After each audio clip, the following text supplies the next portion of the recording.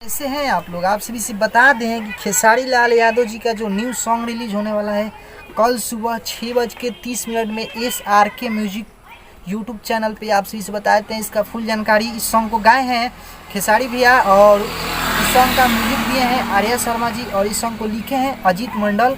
और ये song release होगा कल सुबह 6:30 में यानी कि 26 तारीख को। तो आप सभी से बता दें कि इस सॉन्ग को आप लोग सुनना ना भूलिएगा। खेसारी जी इसको गाए हैं इस सॉन्ग को और कल सुबह रिलीज हो रहा है SRK म्यूजिक के यूट्यूब चैनल पे।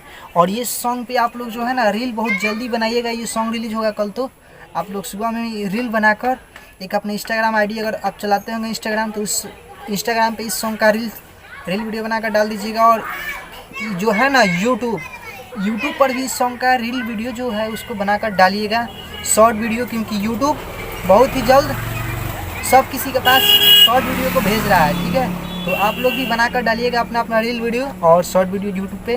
तो चलिए, वीडियो पसंद आया हो तो वीडियो कर दीजिएगा एक लाइक। और कल सॉन्ग आ रहा है, इस सॉन्ग को आप लोग सुनिएगा ज़रूर और बताइएगा आप लोगों को सॉन्ग कैसा लगा। बहुत ही अच्छा लगेगा सॉन्ग। इसका म्यूजिक दिए हैं आर्या शर्मा जी